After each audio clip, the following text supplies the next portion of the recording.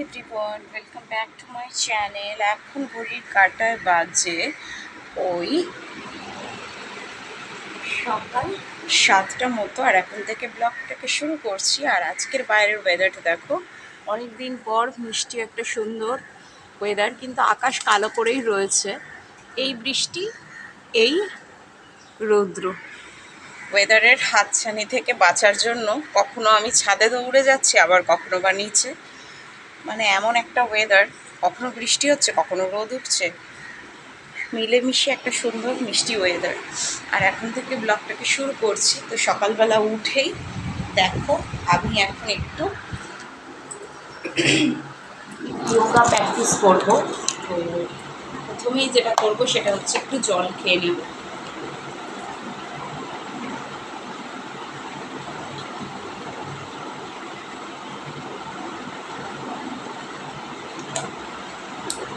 সকাল সকাল ঘুম থেকে উঠে পড়েছি, আর এখন একটু শরীরচর্চা করবো।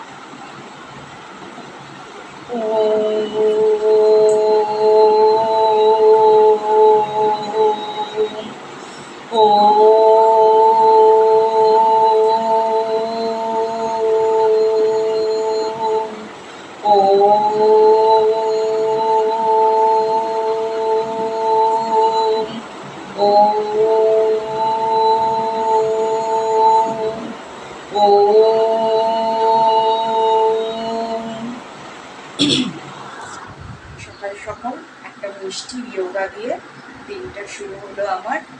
আর এখন একটু সকালের জল খাবার বানাবো। তো সকালবেলার জল খাবারে আজকে দেখো, যেহেতু বসিয়ে দিয়েছি ইন্ডাকশানে একটু টুকিটাকি রান্নাবান্না, তো দেখো এখানে আমি বসিয়েছি হচ্ছে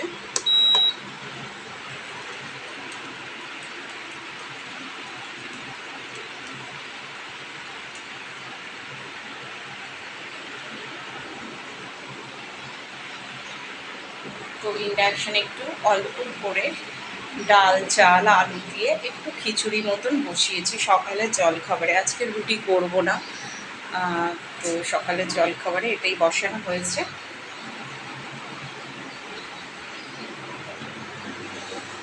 আর এখন আমি একটু হাই ফ্লেমে দিয়ে দেবো।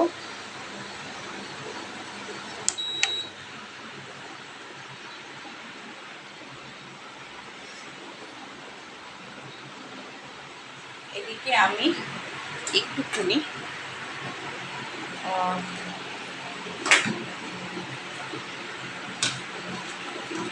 নিয়ে এসেছি হচ্ছে একটু ওআরএস, কারণ কি সবে ফিভার থেকে উঠেছি, তো একটু হাইড্রেট থাকার জন্য এবং নিজেকে সুস্থ রাখবার জন্য ওআরএসের জল খাবো। বেশি না, 1 লিটার থেকে 1.5 লিটার প্রতিদিন।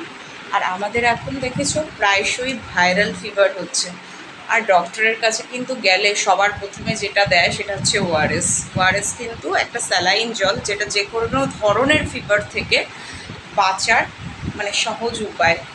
আর শরীরটাকে ডিহাইড্রেট রাখে, ভালো রাখে, সুস্থ রাখে।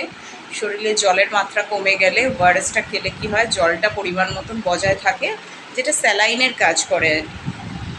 তো বেসিক্যালি আমারও একটু জ্বর হয়েছিল, তো জ্বরের থেকে যেহেতু উঠেছি, তো থেকে 1.5 লিটার একটু ওআরএসের জল নিয়মিত খাওয়ার চেষ্টা করছি। তো এখন তোমাদের সঙ্গে কথা বলতে বলতে ব্লগটা তো শ্যুট করছি, আর একটু করে নিলাম। আর এখন দেখো ভাতটাও ফুটে উঠেছে।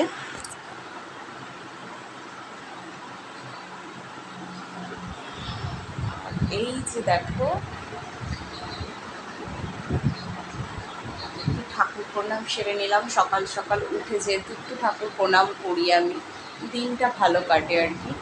তো দেখো একটু শিব পার্বতী আর গণেশকে প্রণাম সেরে নিলাম।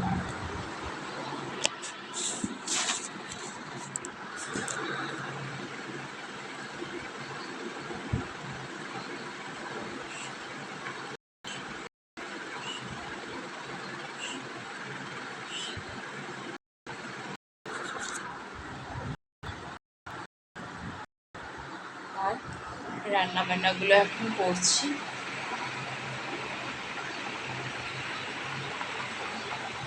আর কিছু কাঁচা লঙ্কা আছে, যেগুলোকে এখন আমি একটুখানি নিয়ে নেব।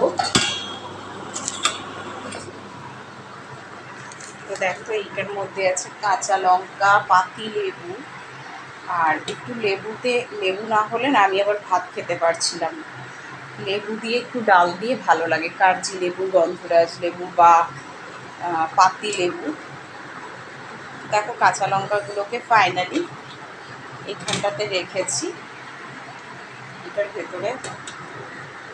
আর আমি একটু ও ঘরটাতে চলে যাব।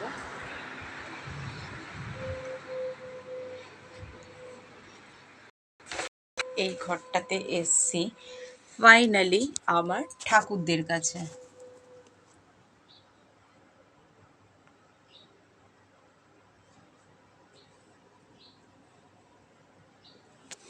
তো দেখো এখানে দেখো ফুলদানিটা পড়ে গেছে, তো ফুলদানিটাকে একটুখানি তুলে দিলাম।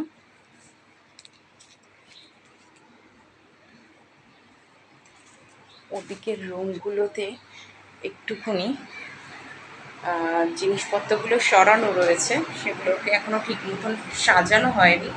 মানে ঘরের জিনিসপত্রগুলোকে না একটুখানি সাজানো মানে সাজানো বলতে কি সরানো হয়েছে, এদিক ওদিক করা হয়েছে।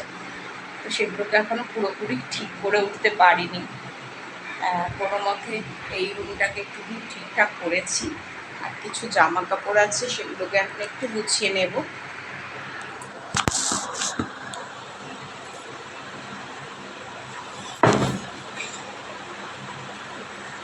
দেখো প্রথমেই একটা প্যান্ট আছে, সেটাকে একটু ভাঁজ করে নেব।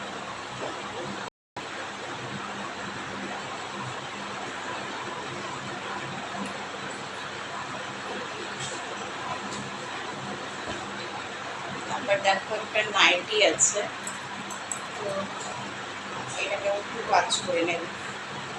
উল্টো পিঠ করা আছে, আগে একটু সোজা পিঠ করে নেব।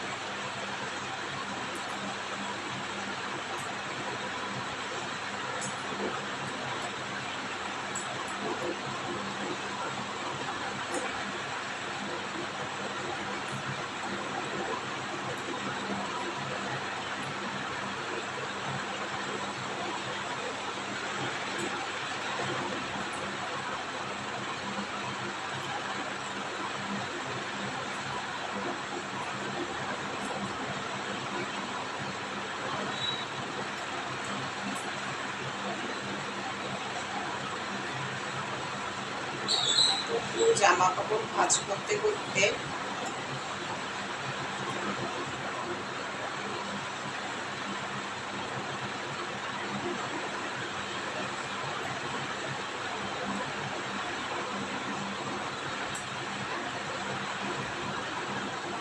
তিন কাপড়ের পালা।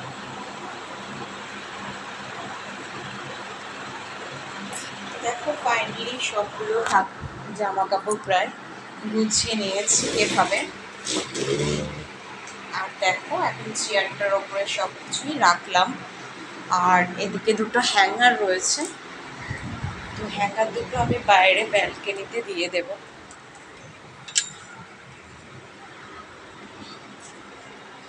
আর এপাশ থেকে গাছটা, এই যে দেখো গাছটা অপরাজিতা ফুলের গাছ, এটা তো গাছটাকে না এখন একটু জল দেব। কদিন যাবৎ ঠিক মতন জল দেওয়া হয়নি আর কি, আর এখন একটু জল দিয়ে দেবো। তো জল নেবার জন্য চলে যাব কলে।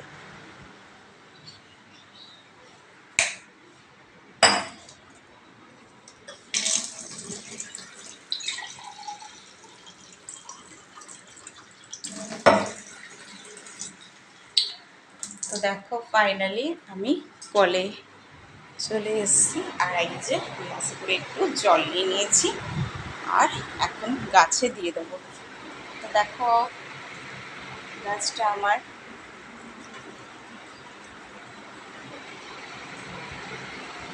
গাছে জল না দিলে হয় বল, গাছে তো জল দিতেই হবে। আর বলতে বলতে ওভারটাতেও একটু চলে এসেছি বলতে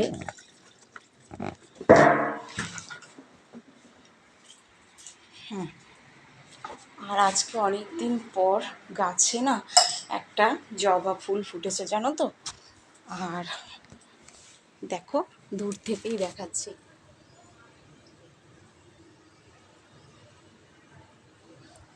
তো গাছে না জবা ফুল ফুটেছে ঠিকই, তবু গাছটা এত পিঁপড়ে বাসা করেছে যে কি বলবো, সব পাতাগুলো না কেমন শুকিয়ে শুকিয়ে যাচ্ছে গো, মনটা ভীষণ খারাপ।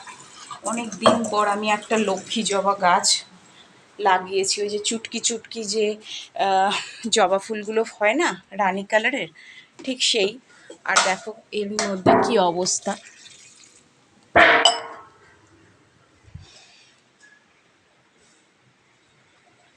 কি অবস্থা গাছটার, শুকিয়ে গেছে। তো এখন এই রুমের লাইটটা অফ করে চলে যাব ওই রুমটাতে। আর এদিকে দেখো ভাতটা আমার ফুটে উঠেছে। আর আমার দেখো কালকেরে গিয়েছিলাম একটু কম্পিউটার ক্লাসে, আর সেখান থেকে সেই যে ব্যাগটা নিচে রেখেছি সেটা পড়েই রয়েছে নিচে, তো ব্যাগটা এখন একটু এখানটায় রেখে দিলাম। আর এখন ভাতটা ফুটে উঠেছে আর ভাতটা হচ্ছে। আর আজকের সকালটা কেমনভাবে শুরু করেছি সেটা নিয়ে আজকের ব্লগটা শ্যুট করছি। আর এই যে ছবিটা দেখো, আমি জানো তো এঁকেছি এত সুন্দর, আমি এরকম একটা ছবি বানিয়েছিলাম কিন্তু সে আর্ট পেপারটাই খুঁজে পাচ্ছি না, নাহলে তোমাদের সঙ্গে শেয়ার করে দেখাতাম আর কি। দেখো ছবিটা কি সুন্দর, রাধাকৃষ্ণের, দেখতে পেলে কি সুন্দর না ছবিটা। আর জন্মাষ্টমী উপলক্ষে সত্যি কথা বলতে শরীরটা ঠিক ছিল না, কোনো মতে একটুখানি মিষ্টি ফল প্রসাদ আর হচ্ছে তালের বড়া যেগুলো কিনতে পাওয়া যায় সব কেনা জিনিস দিয়ে আমি কৃষ্ণকে পুজো করেছি। আর এই ঠাকুরটা দেখো কি সুন্দর, এই ঠাকুরটাকেই একটু ধূপ দ্বীপ জ্বালিয়েছি প্রণাম করে। জয় শ্রীকৃষ্ণ, রাধে রাধে গাইস বন্ধুরা।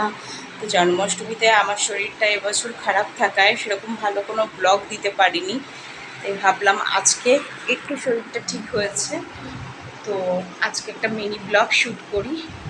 টুকিটাকি কাজ, সকালে একটু যোগা, একটু রান্না বান্না, আর একটু কৃষ্ণ পুজো আর আমার রাধা কৃষ্ণের ছবিটা তোমাদের সঙ্গে শেয়ার করে আজকের মিনি ব্লগটা কেমন লাগলো লাইক করো, শেয়ার করো, সাবস্ক্রাইব করো অল অফ ইউ। আমি মুনমুন, আমার চ্যানেলের নাম ব্লগার্স ম্যানিয়া @মুনমুন ব্লগস। তোমরা যারাই আমার ভিউয়ার্স আছো প্রচুর প্রচুর লাইক করছো, শেয়ার করছো, সাবস্ক্রাইব করছো, সাথে রয়েছো, পাশে রয়েছো, ভালোবাসা দিচ্ছ। আমি যে আরও লাইক করো, শেয়ার করো, সাবস্ক্রাইব করো। দেখা হবে আবার আজকের পরের একটা ব্লগে। আর সুন্দর সুন্দর মিষ্টি মিষ্টি কমেন্ট করো। আর আবার একটা পরের ব্লগ নিয়ে আমি হাজির হয়ে যাব তোমাদের সামনে। আর ততক্ষণের জন্য টাটা।